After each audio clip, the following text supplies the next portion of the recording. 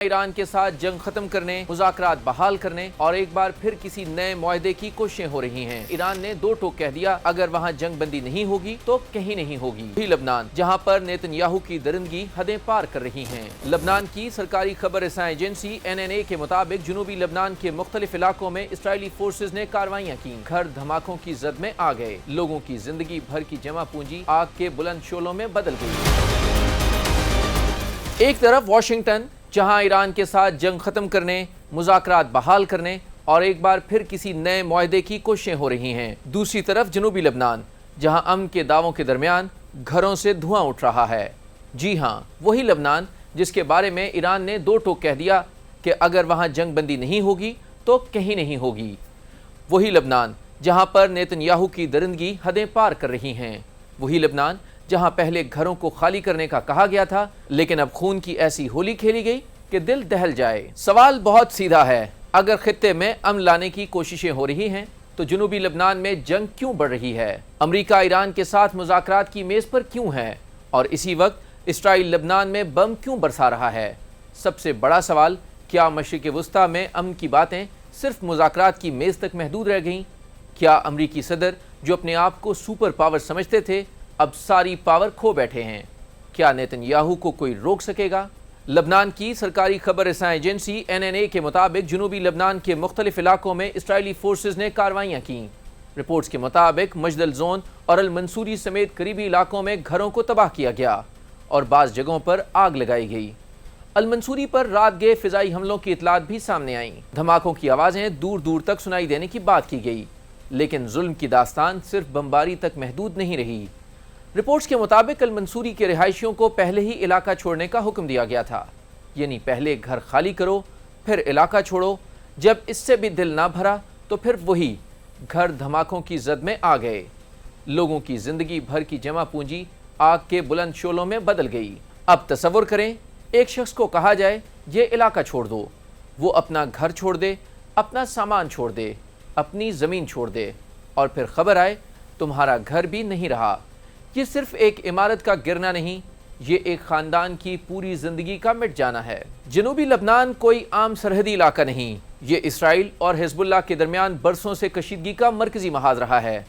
Israel का दावा है कि जनूबी लबनान से हिज़्बुल्लाह की सरगर्मियाँ इसके शुमाली इलाकों के लिए ख़तरा हैं, जबकि हमेशा पहल इसराइल नहीं की है। दूसरी तरफ लबनान का मौक़िफ़ है कि इसराइली फ़ौज की मौजूदगी और हमले मुल्क की खुदमुख्तारी और शहरियों के लिए तबाहकुन हैं। चलें अब ज़रा तसव्वुर को वसी करते हैं कि आखिर ऐसा क्यों है। जनूबी लबनान की यह कहानी सिर्फ इसराइल और लबनान तक महदूद नहीं, इसके पीछे पूरे मशरिक़ वुस्ता की वो कशीदगी है जो अमेरिका, ईरान, इसराइल, हिज़्बुल्लाह और दूसरे इलाकाई फ़रीक़ों को एक दूसरे से जोड़ती है। 2026 के दौरान अमेरिका और ईरान के दरमियान बराह रास्त जंग, फिर जंग बंदी और मुज़ाकरात की कोशिशों ने पूरे खित्ते को हिला कर रख दिया।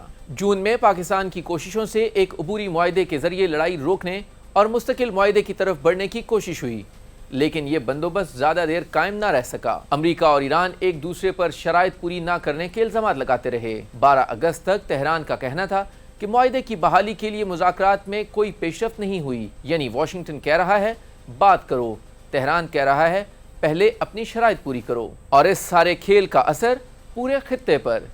इसी दौरान लबनान में भी जंग बंदी के लिए अमरीकी सफारतकारी आगे बढ़ी। जून में अमरीका की सालिसी से इसराइल और लबनान की हुकूमत के दरमियान एक फ्रेमवर्क सामने आया। इसमें जनूबी लबनान और लबनानी फ़ौज की तैनाती, मुसल्लह ग्रोहों को गैर मुसल्लह करने और इसराइली फ़ौज के मरहलावार इनखला जैसे निकात शामिल थे। यानी कागज़ पर रास्ता मौजूद था, जंग ख़त्म करो, फ़ौज वापस बुलाओ, लबनानी फ़ौज को कंट्रोल दो, जनूबी लबनान को दोबारा आबाद करो।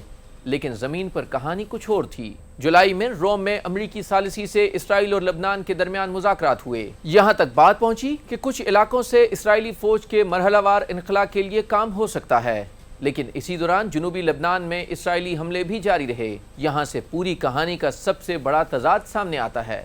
एक तरफ मुज़ाकरात, दूसरी तरफ धमाके, एक तरफ जंग बंदी, दूसरी तरफ घरों की तबाही, एक तरफ अमरीकी सालिसी तो दूसरी तरफ जनूबी लबनान में फौजी कार्रवाइयाँ। ईरान ने जनूबी लबनान में इसराइली हमलों की शदीद मजम्मत की है। तेहरान का बयानिया यही है कि इसराइल खित्ते में कशीदगी कम करने के बजाय इसे मजीद बढ़ा रहा है। यहाँ एक और ख़तरनाक पहलू सामने आता है क्योंकि अगर अमेरिका और ईरान के दरमियान सफारती कोशिशें नाकाम होती हैं, लबनान में भी इसराइल और हिजबुल्लाह के दरमियान जंग दोबारा फैलती है, तो पूरा मशरिक़ वस्ता एक बार फिर बड़े इलाकाई तसादुम के ख़तरे में जा सकता है। यही वो मंजर है जिससे वाशिंगटन शायद सबसे ज़्यादा बचना चाहता है। अमेरिका को ये जान लेना चाहिए अमन तब होगा जब जनूबी लबनान के आसमान पर जंगी तैयारे नहीं होंगे, जब घरों को खाली करने के अहकामात नहीं होंगे, जब मलबे के बजाय लोग अपने घरों में वापस जाएंगे, जब बच्चे धमाकों की आवाज़ के बजाय सुकून में सोएंगे। ऐसा तभी मुमकिन हो सकेगा जब अमेरिका अपने बगल बच्चे नेतन्याहू को लगाम डालेगा, क्योंकि जंग के फैसले ताकतवर करते हैं, लेकिन इसकी कीमत अक्सर आम लोग अदा करते हैं। अगर दुनिया अमन की मेज़ पर बैठ चुकी है तो जनूबी लबनान के घरों में आग किसकी जंग लड़ रही है? इस सवाल के साथ ही आपसे इजाज़त चाहेंगे, मगर इस पर आपकी राय का हमें इंतज़ार रहेगा। अल्लाह नेगेबान।